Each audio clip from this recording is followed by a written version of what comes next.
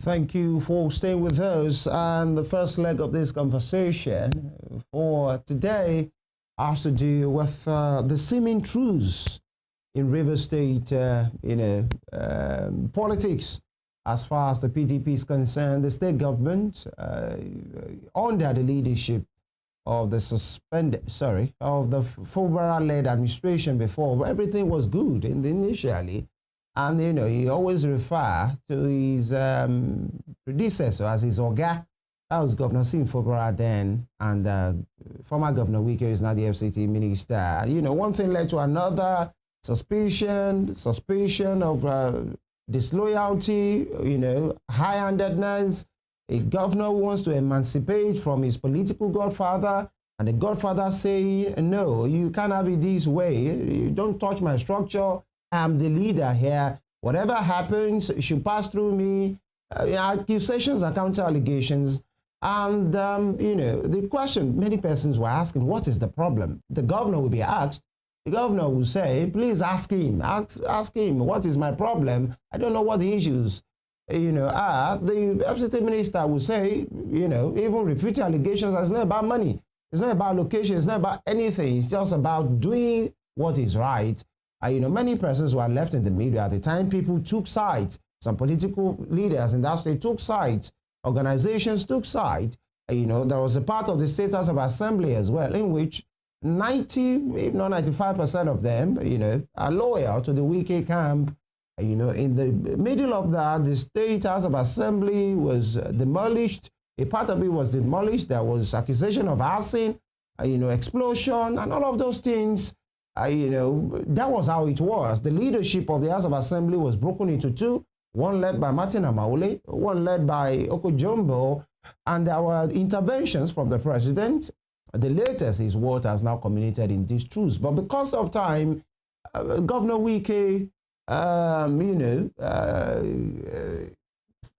Fubara, the suspended Governor Fubara right now, at the end of the day, we must note and refer back that he was suspended from office as well. But that state of emergency would have brought the Vice Admiral Ibok Eteiba as retired in that place, and he has been out of office. Recently was heard at a program saying, his body or his spirit, his soul has left the government house, is looking better, he's not in a rush to go back. In fact, who even tells the people that he wants to go back? But things have changed, the tune have changed, the song has changed. The two men have been seen holding hands, and they are singing a different song. I'll allow you to take a look.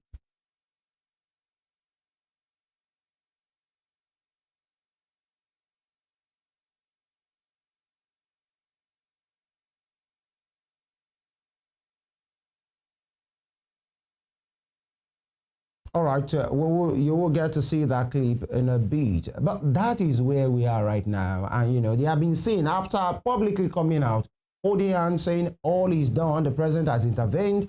Everybody has agreed to work together. The Martin Amaule, and all his guys, the state governor, suspended state governor, Fubara, FCT minister, Mr. Wike. And in fact, at a function over the weekend, at the burial of an uncle to former Governor Wike, Fubara was there. They were sitting together, they flew back, and they have been seen in different companies. Now, the question many persons are asking is, was this fight, ever about principle?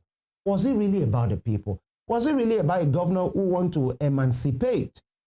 All right, who want to emancipate, to really be like a man who wants to work for the people now that we are having this? I understand that you can now take a look at the clip. The glory that today is the 26th of June 2025, that peace has finally returned to the state. We all agreed to work together with the governor, and the governor also agreed to work together with all of us who are members of the same political family. Yes, just like humans, you have a disagreement. And then you also have a time to also settle your disagreement. And that has been finally concluded today. And we have come to report to Mr. President that is what we have agreed. So for me, everything is over, and enjoy everybody who believe to work with us, to also work together with everybody. that there's no more acrimony, there's nothing to say we're disagreeing. We have all agreed on everything. So thank God. For me, it's a day we have to thank Almighty God. For me, it's very important that this day has come to be. What we need for the progress of Rivers State is peace. And by the special grace of God this night, with the help of Mr. President and the agreement of the leaders of the states, including our leader, peace has returned in Rivers State. We'll do everything within our power to make sure that we sustain it this time around. Thank you. All right, there you have it. And there it is. We have agreed to work together and all is well. We have with us, joining us today, virtually a son of the soil, and of course a barrister, a human rights activist, and a Pan-Africanist as well, Barrister Chetam Theory. Thank you for joining us again, Barrister. Good morning, and thank you for having me once again. Thank you very much. I remember where it all began. We had you. In fact, we've had you severally on this matter. If you can remember, on different issues as the event was unfolding. Right now, your kinsmen have said all is well. Where does this leave the people? Well, I'm laughing because you said my kinsmen have said all is well. Well, these men are politicians, and you know, I always had this notion about politicians that you can't trust them. They say one thing today and say another thing tomorrow. So for us, we know their gimmicks, and we're not shocked at what has happened. You know, I've always maintained and held the view that there's no difference between the governor and the FCT minister. I've also held the view that this whole thing is all about personal interest and about the resources of Rivers State. But sadly, the president has supervised the sharing of Rivers State resources. I think the best thing that describes what had happened in Rivers State was the cartoon by the great cartoonist of Nigeria, Michael Asukwo, who brought out that cartoon where a small chunk was cut for the governor, the other chunk cut for the minister, and the president holding the largest chunk. That largest chunk actually referring to 2027 elections, where while the governor and the minister had to share whatever there is or they had agreed upon. Now, this whole thing is about, it's about the rivers resources. It's about who is in control of what. It's about who gets what at the end of the day. And you ask yourself, what is in it, in all of this? What is in all of this for the citizens? Now you discover that during these negotiations, the populists were not consulted in the process. They were not, their opinions were not also sought. The politicians acted like this whole thing is all about them, and they reconciled the way they decided to reconcile. But it cannot trickle down to the average Rivers man, because the reconciliation was never done in the interest of Rivers people. I keep shouting this everywhere. The reconciliation was not done in the interest of Rivers people. It was done, it was all about how to share Rivers resources. Now, I said, from the beginning, you discovered that the governor was not genuine in his fight for liberation, because some of the reasons why some of us at some point gave a nod to what the governor was doing was because we wanted him to end godfatherism within Rivers State and within Nigeria. We wanted the end of godfatherism. We wanted to see the end of godfatherism within this particular context, not continuing with it. So he came up with they came up with the proposition that there is a liberation fight, that the fight was to liberate Rivers people from the whims and caprices of Minister Nyesom Wike. But what has the governor achieved? The governor has just finally taken us back to where we came from. Then you now ask yourself, why then did we engage ourselves in all this fight? What was the essence of all these battles that the state was plugged in for almost 2 years? Now, it tells you that these politicians can never be sincere with whatever they are doing. And you see, in the whole conversation the president had with these people and they had within themselves, you would agree with me that no conversation as to development, no conversation as to healthcare, no conversation as to what would better the lot of Rivers people. It is who will produce local government chairman, who would produce commissioners, who would do this, who will not run election in 2027, and how the governor will have to support the presidential ambition of the president. This is quite sad. It is unfortunate. It is unfortunate, and it is actually disheartening that these people feel that that Rivers State is their personal estate, and they will do to it as they want to do to it, and without giving recourse to whatever the people feels in the circumstance. It's an unacceptable situation, and it is a sad one. All right, Barrister Nwala, it's clear you seem dissatisfied and disappointed with Governor Siminalayi Fubara. He apparently has let you down from your tone, from what you said. And according to your opinion, it's all about sharing of the resources of Rivers State. It's not about the people, according to your opinion. But let's look at it from this angle, Barrister Nwala. Governor Siminalayi Fubara has said, you know, sometimes sacrifices have to be made for the good of the people. That's what he kept saying. And for the sake of the people, just for peace. In him, for to liberate us from godfatherism. That, in all honesty, we were just, some of us, I keep on saying that, I said in one of the television stations that the support Fubara is a job, but because Rivers people are tired of the high-handedness of the FCT minister. And because we are tired of the high-handedness of the FCT minister, and the governor is now posing himself. Now, the governor only enjoyed similar fate enjoyed by the Peter Obi in the last that would actually act as a liberator. And the governor found himself in that situation and enjoyed that particular support.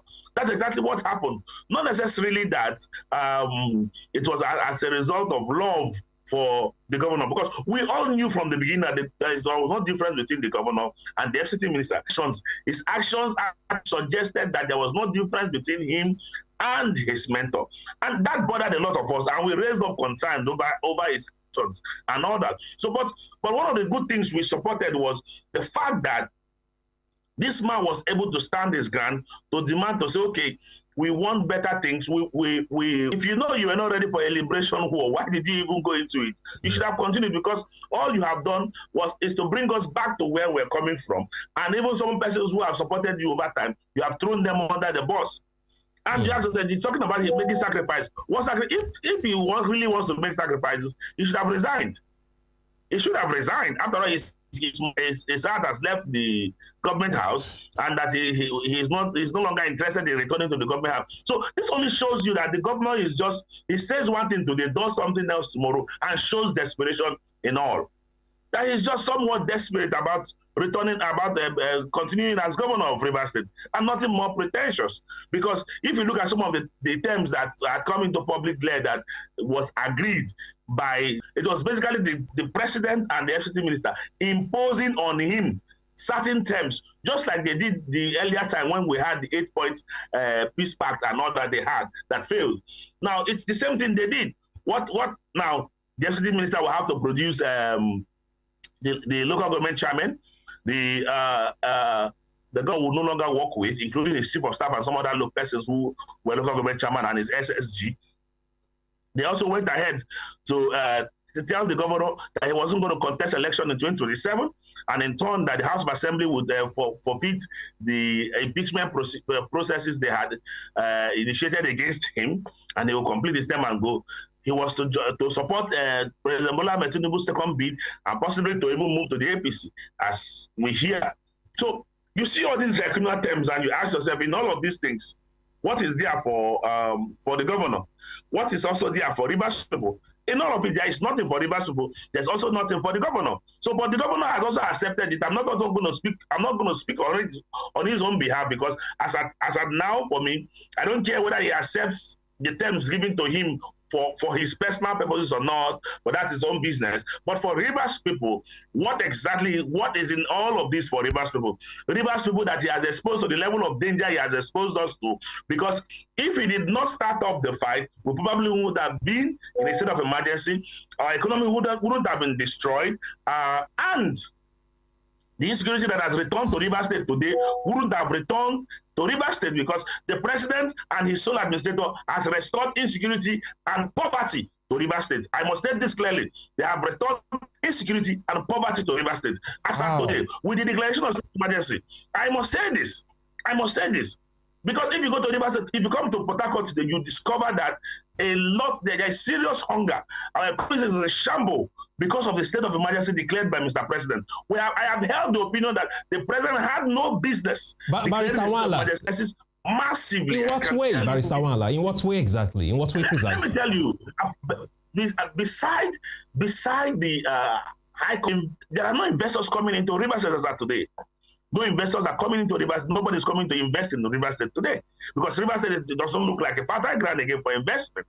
There's nothing happening. The state is on comatose and on a complete standstill as of today. Anything to process via the civil service, it is going to take you as long as forever because nobody is checkmating the activities of whomever within this particular process. And this is our current fate as of today.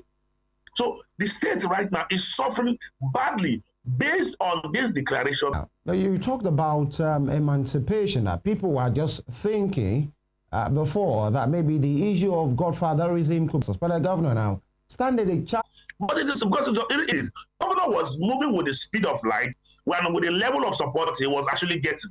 But you know, when a man is not sincere in whatever he is doing, you can as well see it from his own attitude. And there are some moves that he actually took. Some of us raised up concern with those moves and said, no, this move is not a move of one who wants to change things because you cannot be condemning Wike and you're behaving or acting like Wike. It simply means that there are a lot of discrepancies in whatever you are saying. You're saying A today and you're doing B. It tells you that the man is either a coward or I don't know how to even describe him, but it's sad and it's really unfortunate. All right, Barrister Wala, you believe the governor had this